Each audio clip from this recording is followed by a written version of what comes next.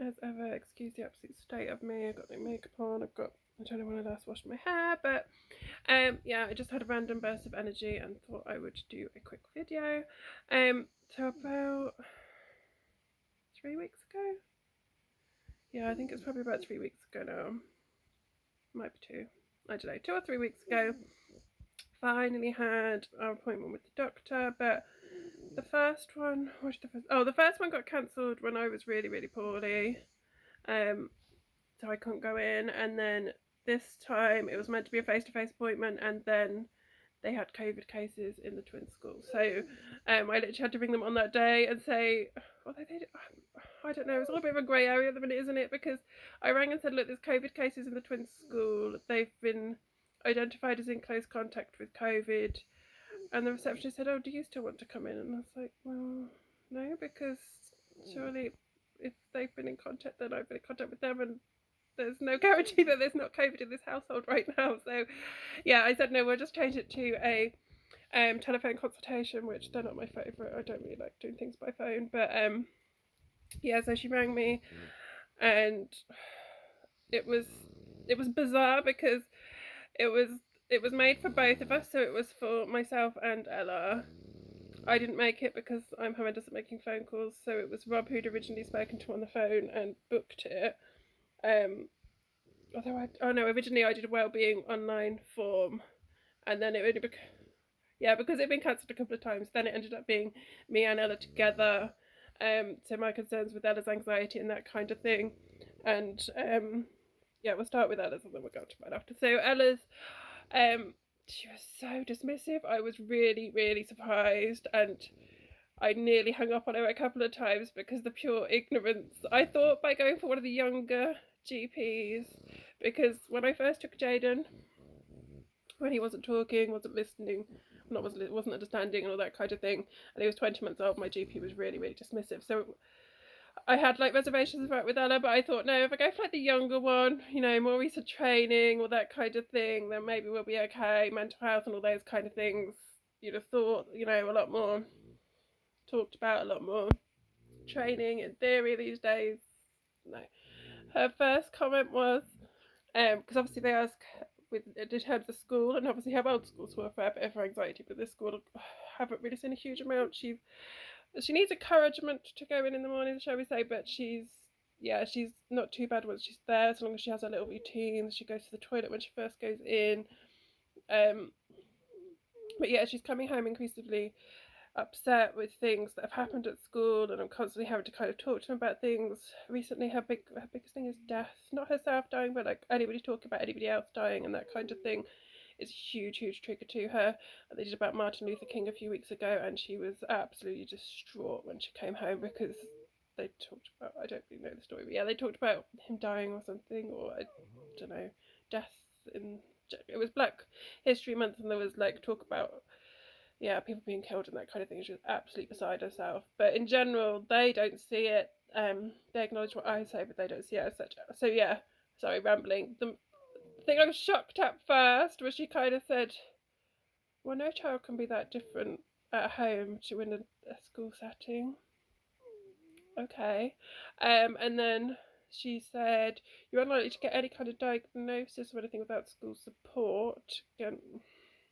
And she said it's not the GP's responsibility to refer her to anything, and any referrals would have to go through GP, which again, like, really?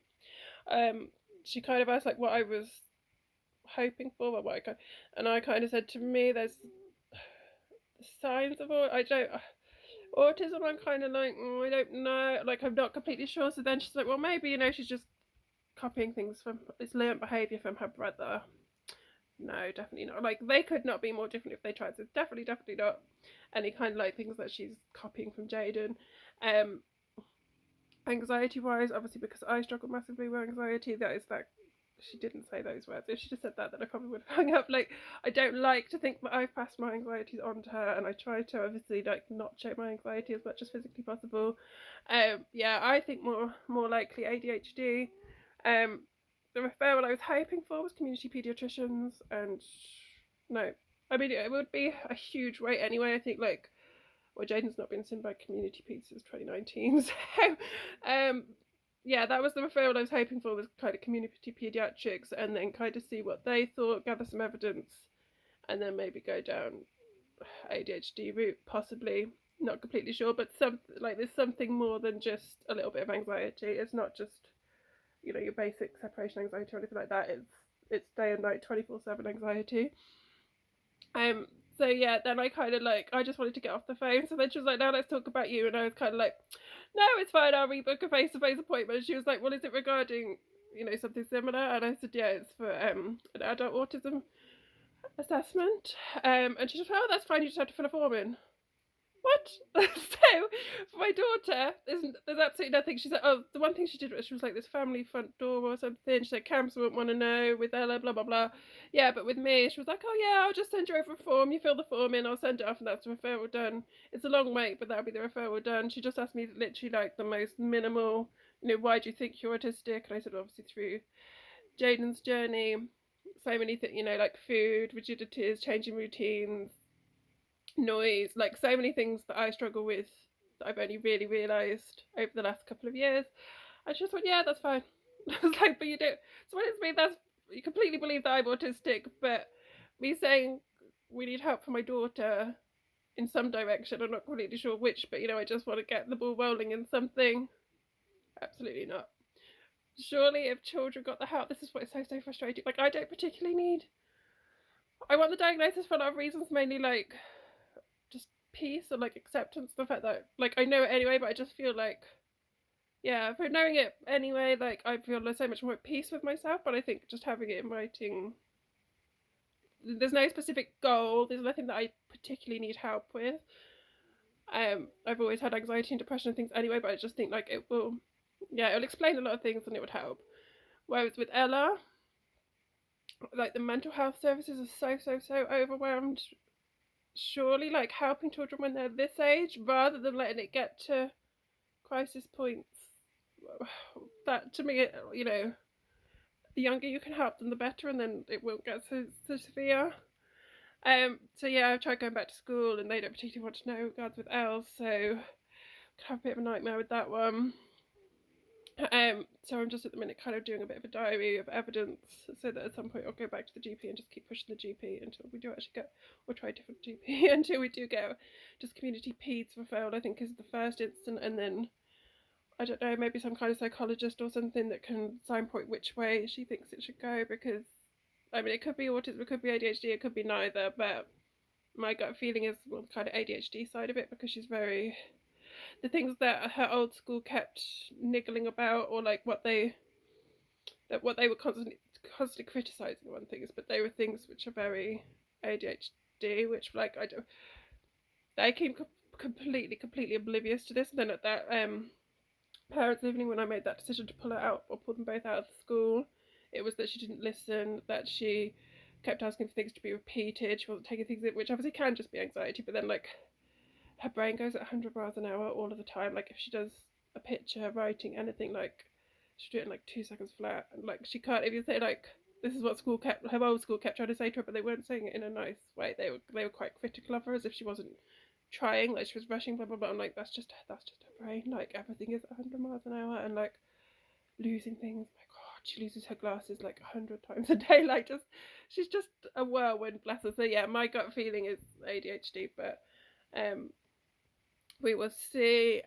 Yeah, so moving on from that EHCP, I have spent today printing out probably 100 pages of evidence, just like old reports and things, and I've got to the point where I said this time last year I had it all printed and ready to go, and then their old school talked me out of it, but his EHCP request will go in this week, and then that's the ball rolling. It's going to be a long journey. I don't know. It could go through first time. It might go through mediation, everything else, or tribunal. It could go to any point. We just don't know yet. It would be nice to have school support, but again, like what frustrates me is they never say it's not needed. It's always it's not the right time. If a child needs an EHCP, they need one regardless of the time. And I feel as though the gap between him and his peers academically, you know, they're all reading, writing fluently. writing fluently, writing full sentences and all that kind of thing, whereas he's still very much struggling. I think we should be either looking at whether he can use a laptop, whether there's other ways that he can be getting down, because it's not that he's not got the ideas in his head, it's not that he doesn't know what he wants to write, but in terms of actually physically being able to write and draw and all those kind of things, that's why he struggles. So yeah, there's definitely more support needed than he's getting at the moment, although they're both happy in school, and that is obviously the most important thing. I don't regret the decision to move them there in the slightest, but the support wise, yeah, there's a lot that needs to be done still. On to the next subject. This is like the most jumbled, rambled blurb. So yeah, the next one. I don't know if I really done. I don't know if I've even done a video on this. So obviously, when I removed them from the last school, and I'm trying not to mention anything that will get me accused of being slanderous or anything else. Obviously, anybody that does know us knows what school it is, but it's not a secret because back in May they were removed from that school for a long list of reasons. It wasn't a small decision, it was a huge decision, and there were so many reasons. But yeah, they were removed from the school in May. At the end of May, I did a subject access request, which is through GDPR, your entitlement to any and every being the main word, of mention of your name, every record held, everything like that.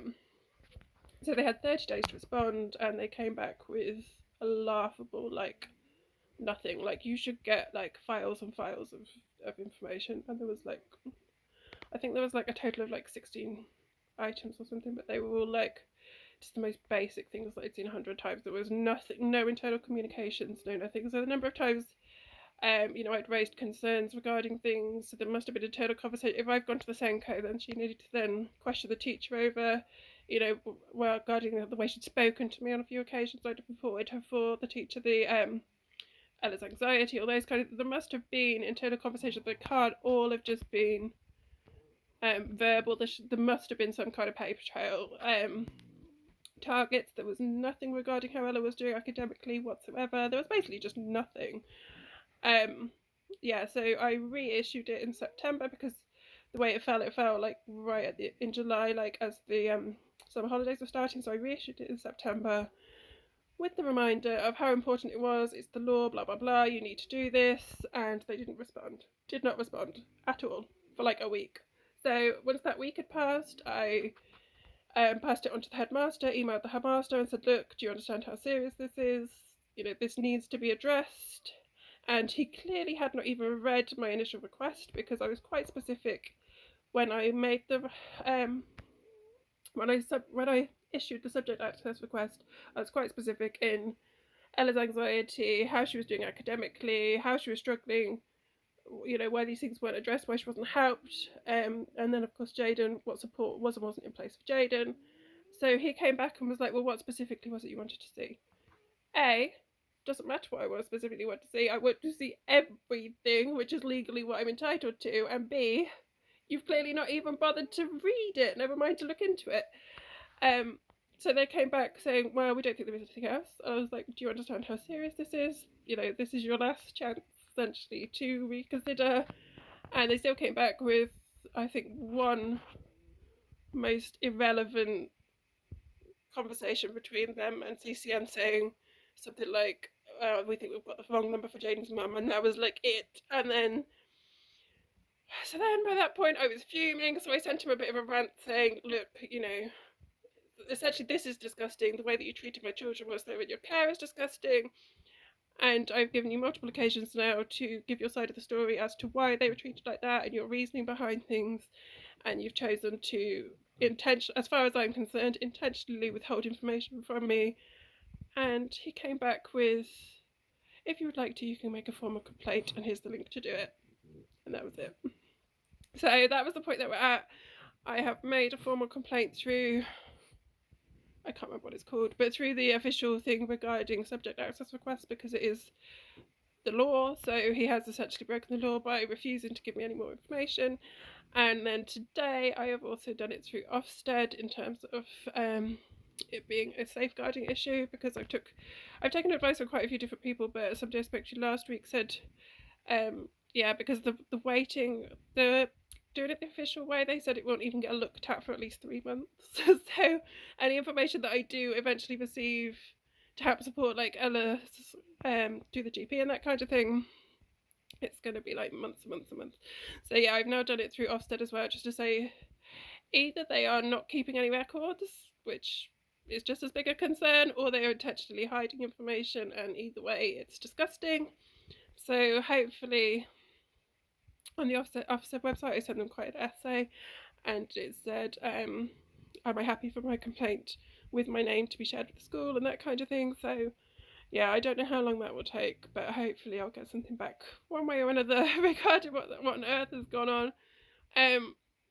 Because I mean, I could have just simply asked them for, like, one of my clients that's a teacher. She said like I could have just asked them for like an actual report regard, like, you know, they could have written a couple of pages regarding like how they were both doing and what they were struggling with and those kind of things, but they wouldn't have acknowledged anything anyway. There wasn't anything specific I was looking for. I don't. Yeah, but now that they're clearly hiding something, that just makes me want to see it even more. But yeah, there must have been internal conversations, because a number of times I'd contacted the Senko. She was working remotely because she had long COVID. So how are there not email trails between? And there was two teachers who never worked on the same days. Like, how did they never have conversations, even when it was parents' evening?